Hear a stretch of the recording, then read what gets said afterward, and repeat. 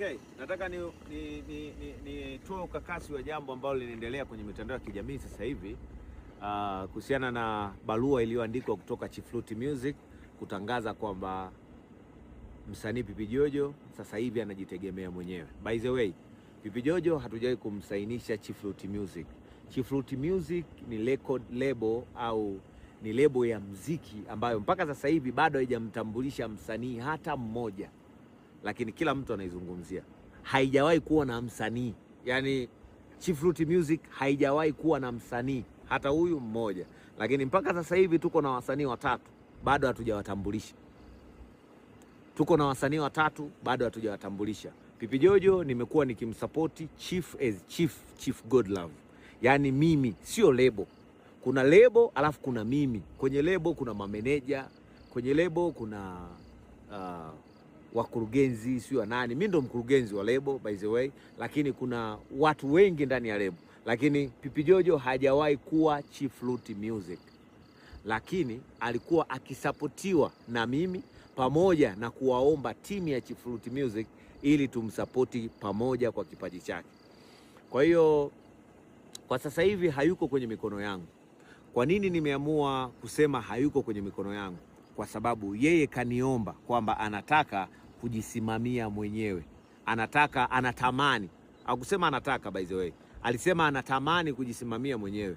Mimi nikamruhusu kwamba okay, sawa, jisimamie mwenyewe.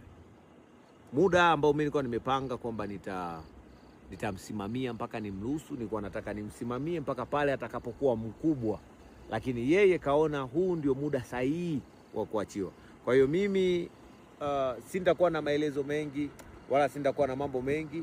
Pipi Jojo ni msanii mzuri, anatakiwa kusapotiwa, apewe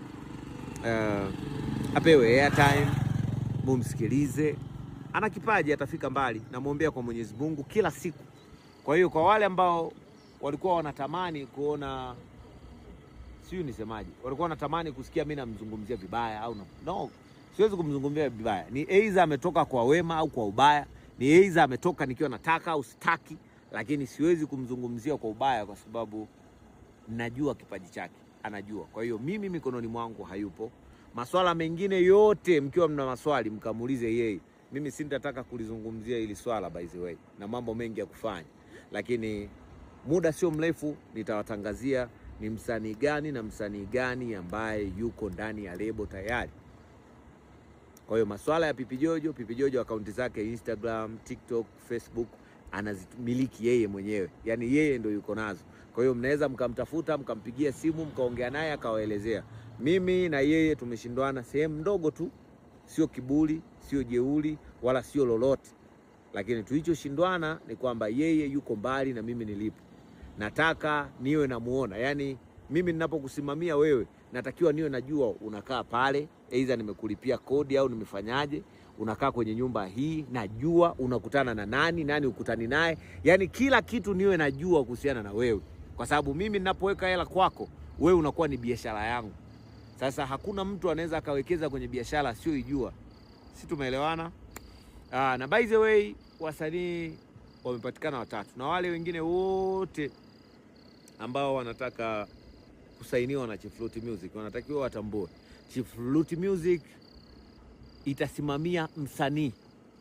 Sio demo wa msanii wala mtu mwingine yoyote anayemzunguka msanii. Tumeelewana? Wasanii tayari wako watatu, nitawatambulisha muda ukifika. By the way, msupportini Pipi Jojo. Mimi hata ningekuwa nimechukia au sijachukia, lakini msanii ana kipaji, tumsupport. Au sio?